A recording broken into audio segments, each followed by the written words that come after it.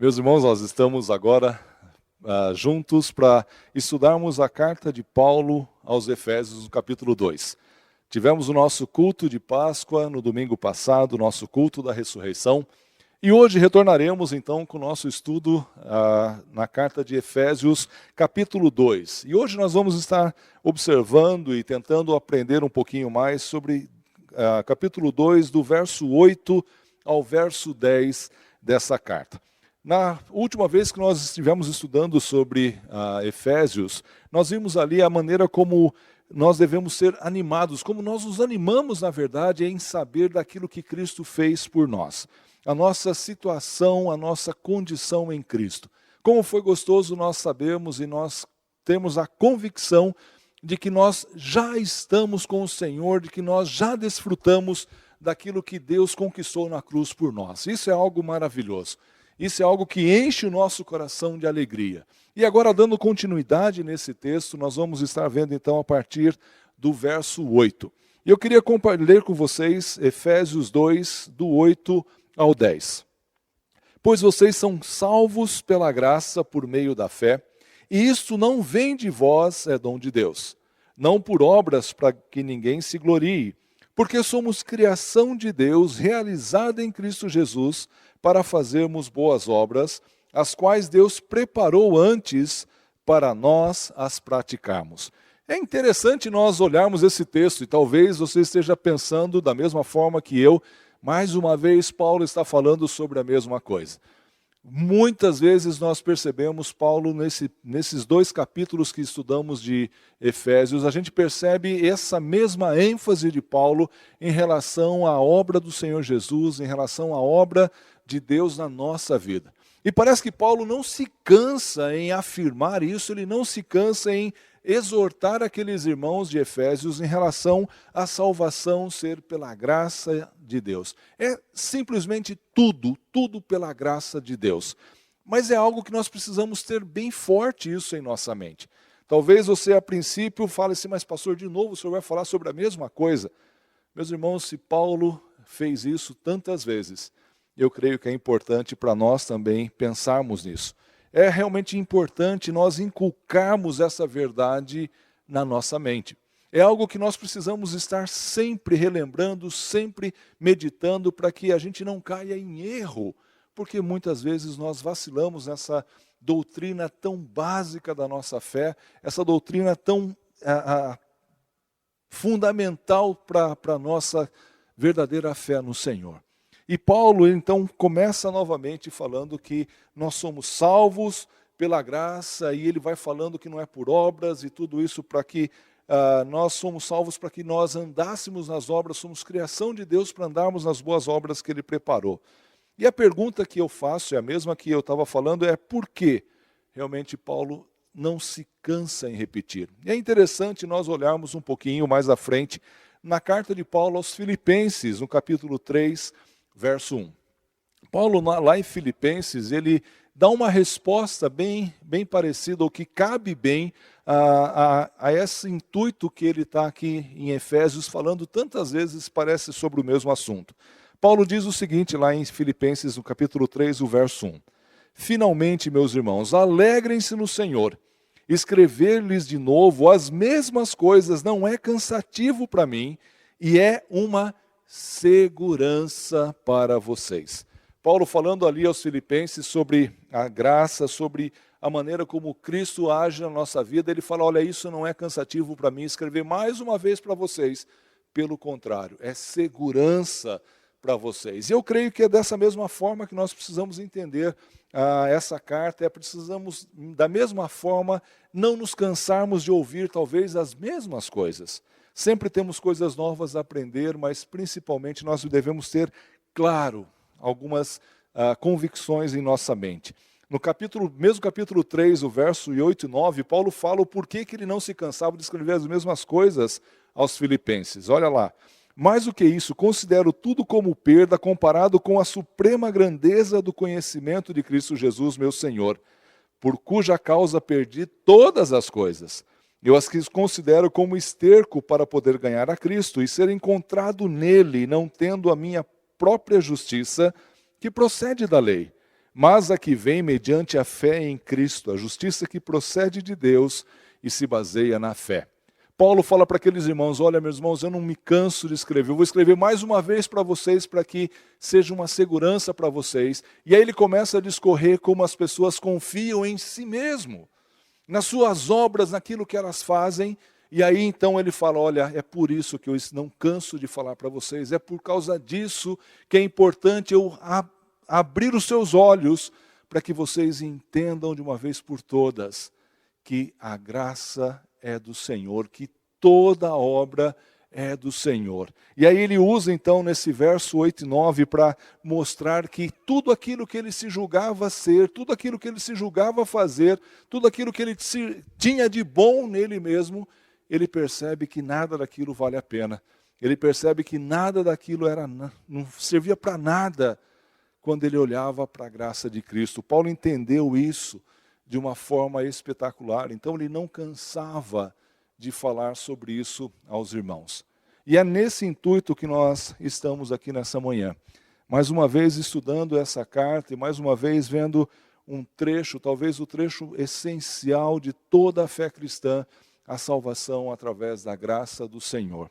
Salmos, no capítulo 119, Salmo 119, o verso 92 e o verso 93, o salmista fala algo muito interessante. Ele fala, se a tua lei não fosse o meu prazer, o sofrimento já teria me destruído. Jamais me esquecerei dos teus preceitos, pois é por meio deles que preservas a minha vida. Meu irmão, a doutrina da salvação é algo que nós precisamos, volta e meia, voltar a ela, refletir nela, olhar para a nossa vida e avaliarmos a maneira como nós estamos vivendo para realmente conduzirmos a nossa vida pautada por aquilo que a palavra do Senhor ensina. E é esse o intuito que nós estamos estudando essa carta, a carta de Paulo aos Efésios. O verso 8 começa dizendo, vocês são salvos pela graça por meio da fé. Paulo já havia repetido isso um pouquinho antes, ali no verso 5.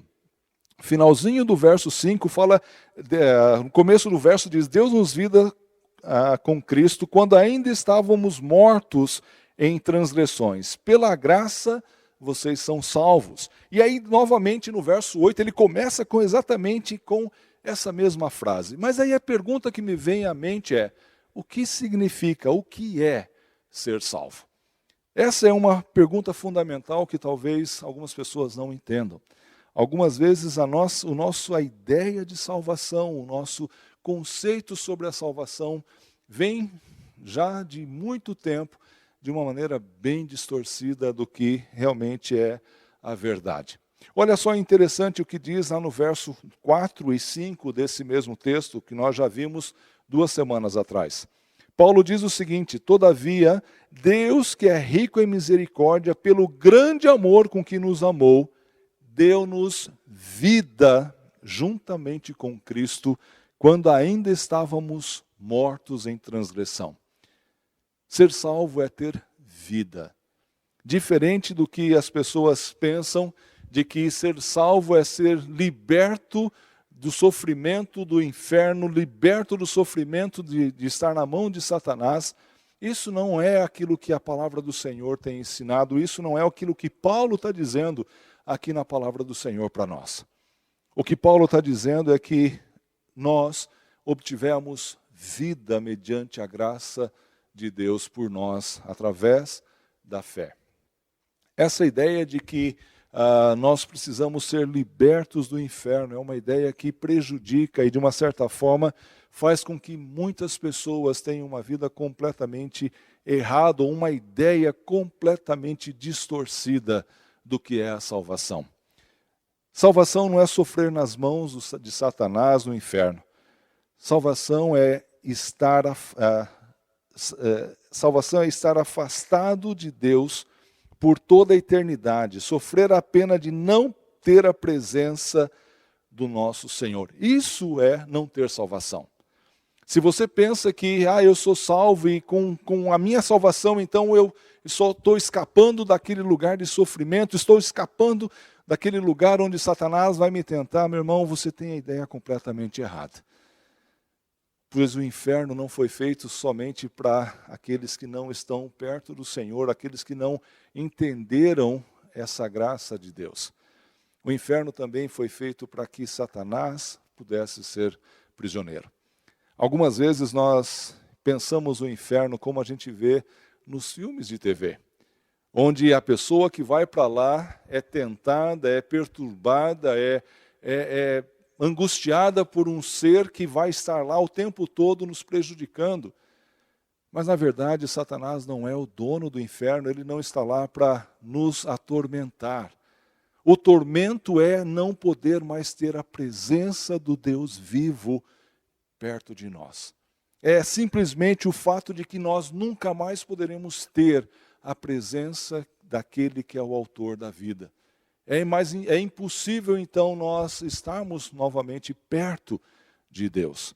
E isso é que Paulo está dizendo aqui, essa é a salvação que Paulo está nos dizendo nesse texto. Paulo não está dizendo que o Senhor Deus está nos livrando do inferno. Ele está nos dizendo que o Senhor Deus nos dá vida através de Jesus. Olha lá o que diz da segunda carta de Paulo aos Tessalonicenses.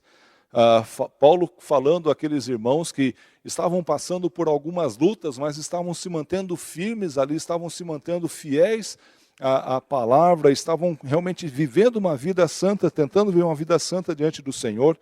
Ele diz o seguinte ali sobre aqueles que não estavam servindo ao Senhor.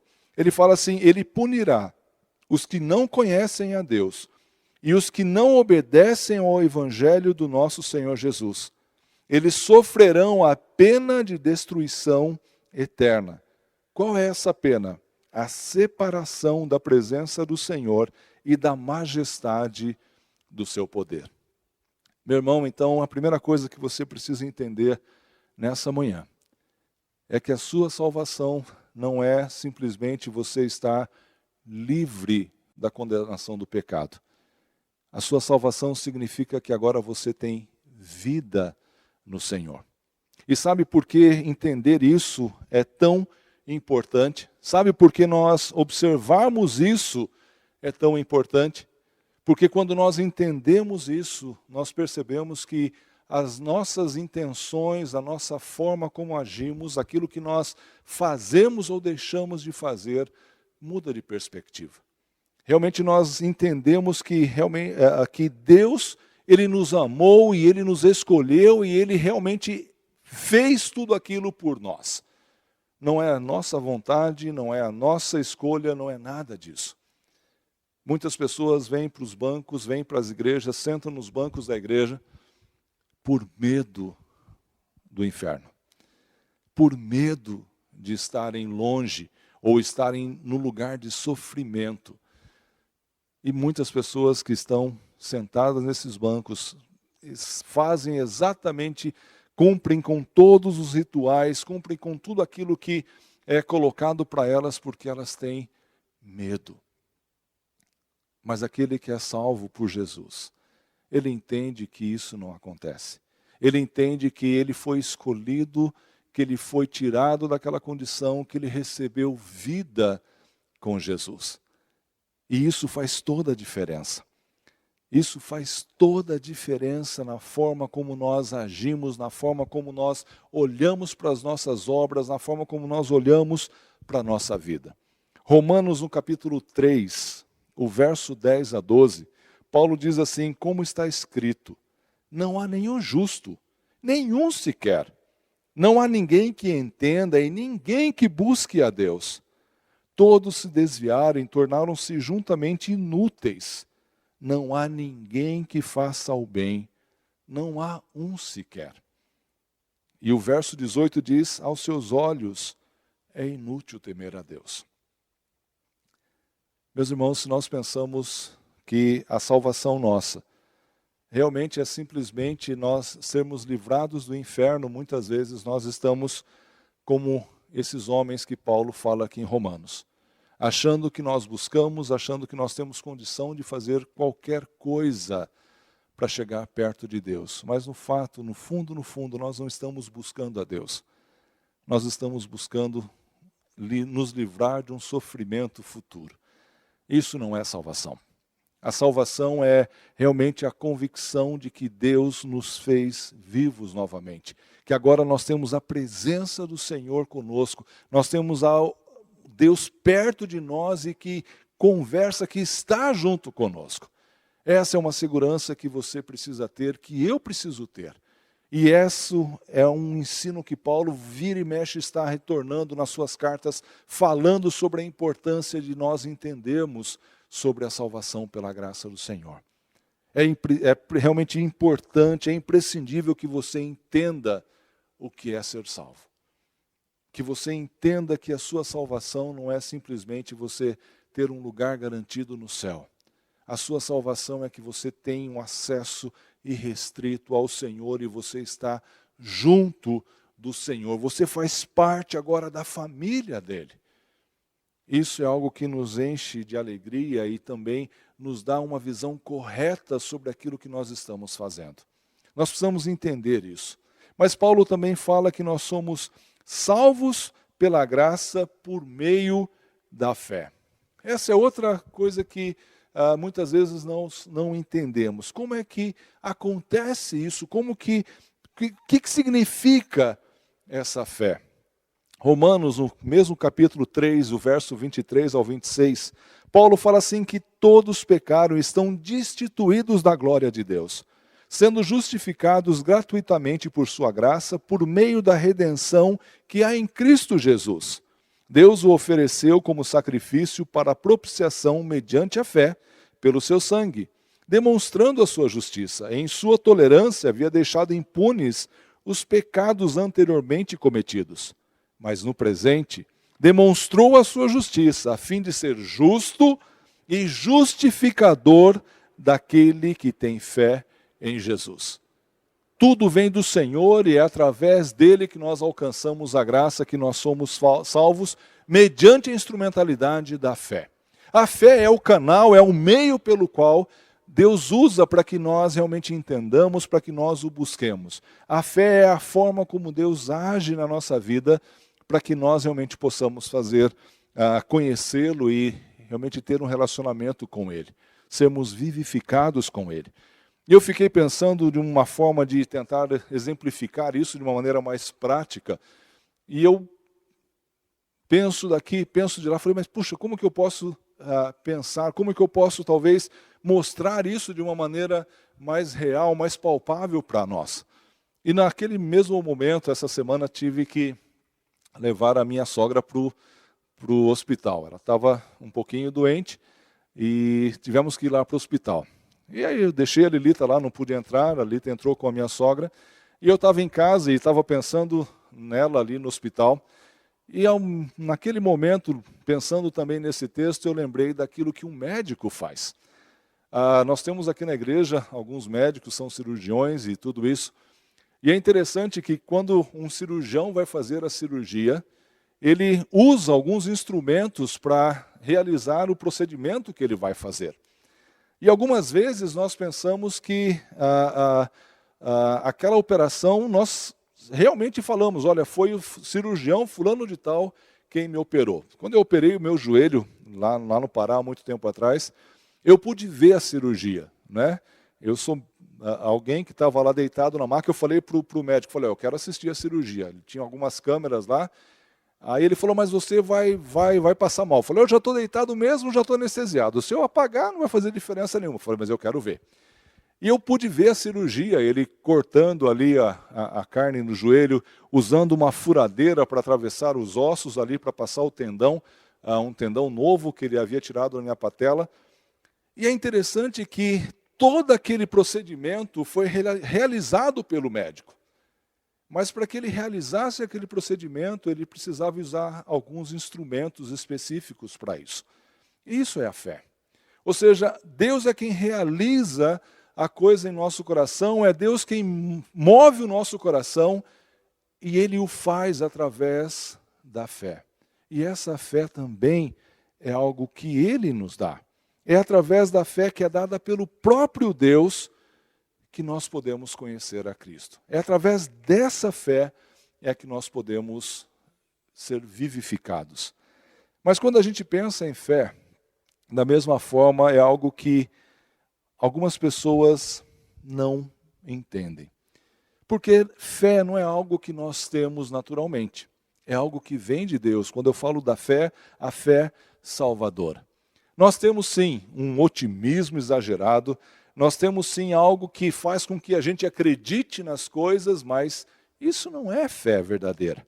Isso não é algo que faça ou realmente produza em nós alguma mudança. Algumas pessoas sentam e ouvem a palavra do Senhor e quando ouvem a palavra começam a fazer coisas ou começam a trabalhar em cima de algumas coisas achando que aquilo é a prova da sua fé. Isso não é verdade. Capítulo 10 de Romanos, o verso 16 e o 17, fala assim: no entanto, nem todos os israelitas aceitaram as boas novas, pois Isaías diz: Senhor, quem creu em nossa mensagem? Consequentemente, a fé vem por ouvir a mensagem, e a mensagem é ouvida mediante a palavra de Cristo. É Deus quem dá. É Deus quem faz com que essa fé vivificante seja presente em nós. Mas o problema é que nós muitas vezes achamos que fé é esse otimismo exacerbado que nós temos. Eu não sei quantos de vocês conhecem alguma pessoa que passa a vida toda jogando na loteria. Se ele tivesse economizado aquele dinheiro que ele gastou durante toda a sua vida, ele já teria aquele prêmio que ele havia feito a sua fezinha lá para ganhar. Ele acha que ele vai ganhar, ele pensa que ele vai ganhar, mas isso não é fé. Isso é uma esperança, isso é algo que você está lá torcendo para que aconteça. Não é esse tipo de fé que o Senhor Deus põe no nosso coração. Não é dessa forma que a fé age na nossa vida. Não é desse jeito que nós entendemos a palavra do Senhor. E quando nós percebemos que esse tipo de fé, essa religiosidade não serve para nada, muitas vezes as pessoas ficam desanimadas. Mas esse é o fato. Quando nós morávamos lá no Pará, nós tínhamos todo mês de outubro o Círio de Nazaré. E era algo que chamava a atenção ver a maneira como as pessoas iam até lá, andavam quilômetros até chegar naquele lugar, por algo que eles acreditavam. O Senhor Deus, Ele transforma a nossa vida, Ele muda a nossa vida, Ele coloca dentro do nosso coração algo diferente disso, algo real, algo que faz com que a gente não somente espere alguma coisa, mas que nós realmente tenhamos a certeza de que aquilo já está presente em nós. Hebreus, no capítulo 11, o verso 1 diz: ora, a fé é a certeza do que esperamos e a prova das coisas que nós não vemos. Fé não é esperar que vá acontecer. Isso é otimismo. Fé é a convicção agora presente de que aquilo já aconteceu. Mesmo que eu não possa vê-lo, mesmo que eu não possa palpá-lo, mesmo que eu não esteja realmente recebendo os frutos daquilo. Eu confio e eu tenho certeza de que aquilo é uma verdade na minha vida. Isso é fé. Fé não é crença. Fé não é religiosidade, não é positivismo humano. A fé real não pode brotar de um coração morto para Deus. Alguém que não foi vivificado pelo Senhor não tem fé. Ela não tem uma fé real. Isso é fato, isso é algo que nós devemos sempre ter em nossa mente, como crentes, como pessoas que realmente buscam ao Senhor. Mas por outro lado, nós, continuando esse verso, nós podemos ver no verso 9, que tanto a fé como a salvação não vem daquilo que nós fazemos, não é fruto das nossas obras, mas procedem única e exclusivamente de Deus. É o que Paulo fala aqui, no finalzinho do verso 8, ele fala: isto não vem de vocês, é dom de Deus, não por obras, para que ninguém se glorie. É interessante quando a gente olha para esse texto e a gente percebe que Paulo está dizendo aqui, e nós começamos a entender aquilo que eu falei anteriormente sobre a graça de Deus, sobre a salvação e sobre a fé, e aí a gente consegue perceber que quando nós não entendemos o que é a salvação, quando nós não entendemos de verdade o que é a fé que Paulo está dizendo, nós caminhamos por um caminho que não é o caminho que Deus faz. Porque muitas vezes, quando nós pensamos nisso, quando nós pensamos a nossa fé, aquela falsa fé que nós temos ou que as pessoas têm, nós percebemos que aquelas pessoas estão buscando fazer as coisas ou estão buscando cumprir com alguns ritos para que elas sejam libertas, para que elas encontrem paz, para que elas encontrem um lugar melhor. Quando elas estão buscando, fazendo alguma coisa pela sua própria força, então elas estão fazendo para serem libertas de um lugar complicado, que é o inferno muitas vezes. Mas quando a gente percebe que o dom que Deus dá para nós, a fé que Deus dá para nós, a salvação que Deus dá para nós, é completamente diferente disso daí. O Senhor Deus, ele tem um jeito diferente de agir na nossa vida. Paulo falando aos Coríntios, primeira carta de Paulo aos Coríntios, capítulo 1, verso 27 ao 31, Paulo diz assim: mas Deus escolheu as coisas loucas do mundo para envergonhar os sábios, e escolheu as coisas fracas do mundo para envergonhar os fortes. Ele escolheu as coisas insignificantes do mundo, as desprezadas, as que nada são, para reduzir a nada as que são, para que ninguém se glorie diante dele. É, porém, por iniciativa dele que vocês estão em Cristo Jesus, o qual se tornou sabedoria de Deus para nós, isto é, justiça, santidade e redenção. Porque como está escrito, quem se gloriar, glorie-se no Senhor. Quando nós não entendemos essa doutrina da graça do Senhor, quando nós não entendemos que a salvação e a nossa fé vem de Deus, quando nós achamos que essa salvação e essa fé provém de nós mesmos ou daquilo que nós fazemos, nós estamos nos gloriando em nós mesmos. Nós olhamos para as nossas obras, nós olhamos para a maneira como nós agimos e falamos, não, eu sou um bom crente. Realmente eu sou alguém que Deus está se agradando, porque olha, eu não perdi uma pregação do pastor nesse ano passado. Eu anotei todos os pontos da pregação e eu posso até repetir a pregação que o pastor fez. Mas nada disso significa que você foi transformado, nada disso é prova de que o Senhor Deus tem feito algo na sua vida. Porque quando é o Senhor que opera na nossa vida, quando o Senhor trabalha no nosso coração, quando Ele nos desperta para a vida com Ele, através da fé que Ele põe no nosso coração, a nossa alegria não é nos orgulharmos daquilo que nós fazemos, mas é agradar e glorificar o Senhor Deus. Nós reconhecemos que tudo isso vem dele e não é de nós. Nós conseguimos olhar para as nossas vidas e ver que tudo aquilo que fazemos não significa nada perto daquilo que Deus é e daquilo que Ele representa para nós. Algumas vezes nós estamos tão acostumados em sermos religiosos, em buscarmos fazer as coisas de uma maneira bem certinha, achando que realmente nós estamos agradando a Deus, mas nós estamos buscando agradar a nós mesmos. Porque nós olhamos para trás, olhamos para o lado e falamos, olha, eu sou bom. Eu realmente mereço estar na presença de Deus. Se você pensa assim, meu irmão, eu quero lhe dizer, talvez você ainda não conheça a Cristo verdadeiramente. Talvez Deus ainda não tocou o seu coração com a verdade do Evangelho, que faz com que a gente olhe para as nossas vidas e perceba que nós não somos nada perante o Senhor. E que tudo aquilo que nós fazemos, tudo aquilo que nós somos é pura e exclusivamente pela graça de Deus agindo em nós, é que nós podemos fazê-lo.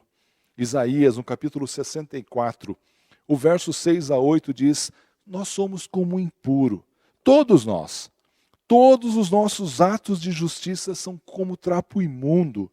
Murchamos como folha e como vento as nossas iniquidades nos levam para longe.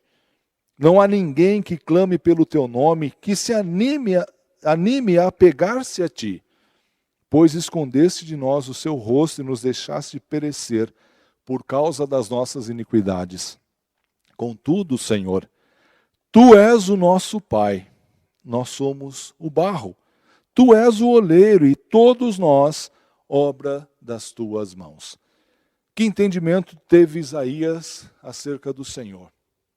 Que reconhecimento ele faz aqui sobre a vida dele, sobre a obra que ele fazia, sobre a coisa que ele vivia, a maneira como ele vivia. Ele podia entender verdadeiramente que tudo aquele bem, as nossas boas obras não são nada perante o Senhor, porque se não é Ele quem move o nosso coração, tudo aquilo que fazemos a nossa própria força e não tem valor algum para o Senhor. Nós precisamos entender isso, nós precisamos absorver isso em nosso coração. E é justamente esse ponto no verso 10 que Paulo vem tratar depois. Agora, Paulo fala porque somos criação de Deus, realizada em Cristo Jesus, para fazermos boas obras, as quais Deus preparou antes para nós as praticarmos. Talvez você fale assim, mas pastor, isso é um paradoxo, né? Porque o senhor está falando até agora que não adianta eu fazer as boas obras, não adianta eu fazer isso, não adianta eu fazer aquilo, eu não posso fazer isso, eu não posso fazer aquilo, que tudo vem do Senhor, e agora o senhor está dizendo que o Senhor Deus nos fez para praticar essas boas obras. Sim, é exatamente isso que eu estou dizendo. É quando nós entendemos que nós somos criatura, feitura de Deus, é que essas obras realmente se tornam obras de justiça na presença do Senhor. Porque essas obras então não partem da nossa própria vontade, mas sim do desejo que Deus põe no nosso coração de estarmos perto dele. O desejo que Deus põe do nosso coração de nos tornarmos parecidos com ele. Essa é a diferença entre aquele que é verdadeiramente salvo e aquele que não conhece o Senhor e que tenta por si só buscar a salvação ou buscar a sua justificação pessoal diante de Deus. Isso é algo que faz uma diferença enorme. Nós temos que entender que nós somos um barro, algo nas mãos de Deus, e Ele nos forma, Ele nos faz conforme a vontade dEle. Olha lá o que diz Filipenses, no capítulo 1, verso 6, um verso tão conhecido. Estou convencido de que aquele que começou a boa obra em vocês vai completá-la até o dia de Cristo Jesus. O Senhor Deus começa a transformar a nossa vida no momento que Ele nos vivifica, e é através da obra dEle na nossa vida que Ele vai nos moldando, dia após dia, domingo após domingo, semana após semana, com todas as lutas que nós passamos, com todas as dificuldades que nós nos envolvemos no nosso dia a dia, com todas as coisas boas que fazemos e as ruins também. O Senhor Deus usa tudo isso para nos moldar a imagem de Jesus. Olha só que interessante, no mesmo capítulo, um pouquinho mais à frente, o verso 9 ao 11. Essa é a minha oração, que o amor de vocês aumente cada vez mais em conhecimento e em toda percepção, para discernirem o que é melhor, a fim de serem puros e irrepreensíveis até o dia de Cristo, cheios do fruto de justiça, fruto que vem por meio de Jesus Cristo, para o louvor e glória de Deus. É o Senhor Deus quem age na nossa vida. É o Senhor Deus quem move o nosso coração a buscá-lo, a adorá-lo, a viver uma vida de santidade na presença dEle. Não é porque nós queremos, não é porque nós gostamos, porque nós realmente não queremos buscar ao Senhor na nossa natureza pecaminosa do passado.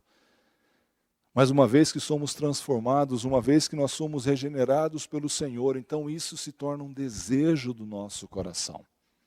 A diferença entre você buscar ao Senhor, se Ele entender isso, e a diferença entre Deus abrir ou mexer no seu coração e transformar o seu coração, é que antes você fazia, você corria atrás, você tentava fazer essas coisas para que você alcançasse aquilo que você desejava. Para que você alcançasse a glória para você mesmo, ou que você alcançasse o objetivo da sua vida. Mas quando Deus toca o seu coração, quando Ele transforma a sua vida, você o faz para se tornar parecido com Jesus. A motivação do seu coração se torna diferente. E aí qual é a forma, qual é o propósito final desse barro nas mãos do Senhor? Romanos, no capítulo 8, verso 28 ao 29, diz assim: sabemos que Deus age em todas as coisas para o bem daqueles que o amam, dos que foram chamados de acordo com o seu propósito. Pois aqueles que de antemão conheceu, também os predestinou para serem conformes à imagem do seu Filho, a fim de que ele seja o primogênito entre muitos irmãos. O Senhor Deus nos escolheu. O Senhor Deus nos trouxe para cá. E Ele está agindo em todas as circunstâncias que nós vivemos para nos tornar parecidos à imagem de Jesus. Para nos levar a sermos mais parecidos com a imagem do seu Filho. Quando nós entendemos isso, nós entendemos que a diferença entre pecado e lei é algo bem marcante. Lloyd Jones, no livro dele, ele fala que quando nós pensamos que o pecado é simplesmente quebrar a lei de Deus, e nós não entendemos verdadeiramente que o pecado é quando nós ferimos o coração de Deus, nós pensamos que, na verdade, nós podemos ser justificados porque a lei nós podemos cumprir. A lei nós podemos pagar com aquilo que a lei exige e simplesmente está resolvido. Mas quando nós percebemos que o pecado é quando nós ferimos o coração de Deus, isso faz uma diferença enorme. Porque não é nada que nós possamos fazer, não é nada que nós possamos mudar que vai fazer com que o amor de Deus por nós aumente ou diminua. Mas sim, vem somente dele, é somente ele quem pode nos resgatar. É somente ele quem pode nos perdoar. Não é somente o cumprimento de uma exigência da lei. É ver que o Senhor Deus vai em direção ao homem, busca o homem e o resgata. O livra, o tira da situação que ele vivia, a situação de estar longe, morto em transgressão e pecado.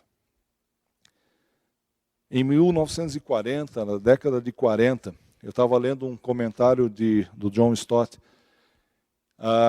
Ele fala sobre um arcebispo, William Temple. E ele fala que ele costumava ilustrar esse ponto acerca da salvação pela graça de Cristo, acerca da obra que Deus faz na vida do crente, na obra que Deus faz na vida daquele que Ele transforma. E eu achei essa ilustração extremamente clara e bem oportuna para essa manhã.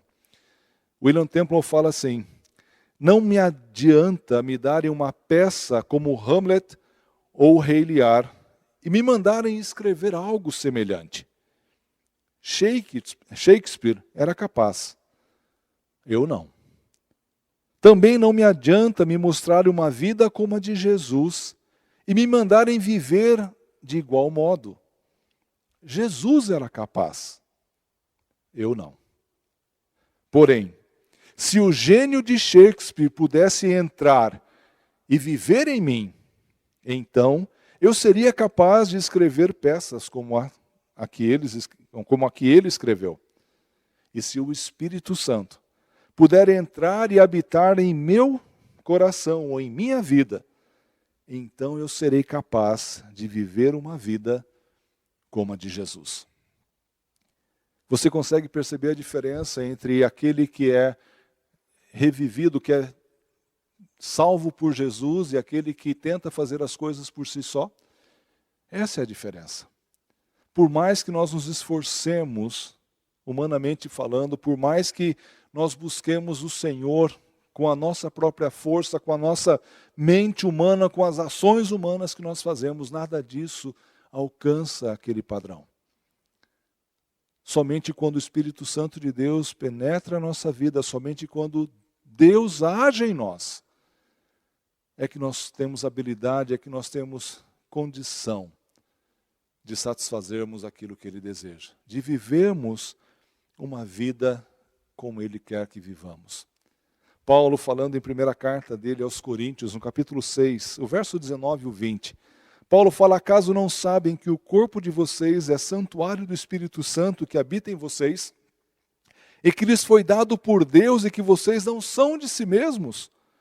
Vocês foram comprados por alto preço, portanto glorifiquem a Deus com o corpo de vocês. Muitas vezes tem pessoas que têm tentado fazer isso na própria força, na própria vontade, e fracassam. Fracassam porque não é nós que temos condição de fazer, não somos nós que sabemos, que entendemos o que é que está ferindo o coração do Senhor. Mas tudo isso vem do próprio Deus. É o que João, no capítulo 16, o verso 8 a 11 diz: quando Ele vier, convencerá o mundo do pecado, da justiça e do juízo. Do pecado, porque os homens não creem em mim, e da justiça, porque eu vou para o Pai, e vocês não me verão mais. E do juízo, porque o príncipe deste mundo já está condenado. Meu irmão, tudo é pela graça de Deus na nossa vida. Até mesmo a nossa caminhada cristã, até mesmo a nossa luta contra o pecado, a nossa força para vencer o pecado, é fruto da graça de Deus na sua vida e na minha vida. Então, quando nós olharmos para esse texto de Paulo aos Efésios, um texto tão conhecido e um texto que nós já ouvimos tantas vezes e ainda vamos ouvir muitas outras, nós precisamos lembrar que tudo vem pela graça de Deus. É somente por Ele. Ele é o Deus poderoso que age na minha vida, que age na sua vida, que nos transforma, que nos traz a vida verdadeira e que nos ajuda na nossa caminhada cristã. Não é na nossa própria força, mas é na força que o Senhor Deus faz em nós. E da mesma forma como Ele nos ajuda na caminhada, Ele também nos traz de volta para o caminho conforme é a vontade dEle. Nós somos criados para sermos semelhantes ao Senhor Jesus, para alcançarmos a semelhança de Cristo. E aquele que começou a boa obra em nós vai nos conduzir até o final. O propósito dele na nossa vida não vai falhar. Ele vai fazê-lo. Mas o problema é como nós reagimos àquilo que Deus faz. Quando nós morávamos lá no Pará, para encerrar esse texto, de vez em quando nós íamos para um lugar chamado Paracuri, num distrito de Belém, em Iquaraci. E lá é um lugar conhecido por fazer cerâmicas, a cerâmica marajoara. Vocês encontram esses vasos em todo lugar do Brasil agora. Mas nós íamos lá e os ceramistas que trabalham por lá são pessoas muito simples. Pessoas que realmente não têm muito estudo em nada disso, mas que têm uma habilidade com barro impressionante. E é tão bonito, é tão joia você ver aquele homem pegar um bocado de barro, um bocado de argila ali, colocar em cima de um fuso e começar a virar aquele negócio, e com as mãos ele vai apertando e vai modelando aquele barro. E alguns vasos que eles fazem são vasos grandes, bonitos. E quando ele está fazendo aquele vaso, ao momento que ele vai apertando e vai levantando aquele vaso, aquelas bordas, algumas vezes, alguns daqueles vasos que ele está fazendo, começam a ficar meio moles e começam a perder aquele formato. Naquele mesmo momento, aquele ceramista, ele para aquele fuso, ele amassa novamente aquele barro. Ele faz com que aquele barro volte a que era antes. E ele começa o processo tudo de novo. Até ver aquele monte de barro que ele colocou naquele fuso sendo transformado naquela obra-prima que ele quer, que ele tem em mente. É isso que Deus vai fazer na nossa vida. É dessa forma que Ele vai agir em nós. Algumas vezes Ele vai nos apertar, algumas vezes Ele vai realmente nos corrigir, como lá a carta em Hebreus fala, que Deus corrige o seu Filho porque Ele ama. Algumas vezes nós vamos sofrer por causa disso. Mas quando nós entendermos, quando nós buscarmos servir ao Senhor através do Espírito Santo agindo em nossas vidas, nós seremos transformados naquilo que Deus quer para nós. Que nessa manhã nós entendamos que as boas obras às quais Paulo está falando que nós devemos andar, é a nossa caminhada cristã em direção a ser parecido com Jesus. E nós precisamos reconhecer que esse desejo, essa vontade, não vem de nós mesmos, não vem daquilo que nós fazemos de bom. Mas é aquilo que Deus planta, é aquilo que Deus põe no nosso coração, é o Espírito Santo de Deus trabalhando na sua vida. E você sendo sensível a essa voz, é que você vai conseguir alcançá-lo. Que Deus nos abençoe nessa manhã, meu irmão, que Deus possa cuidar de nós a cada dia. Que nós possamos realmente ter um tempo bem gostoso na presença do Senhor. Nós vamos ouvir agora mais uma música, um dueto, pela Simone e pelo Adriano. Graça de Deus. É essa graça, a graça de Deus em nós, que nos transforma para a honra e glória dele. Amém.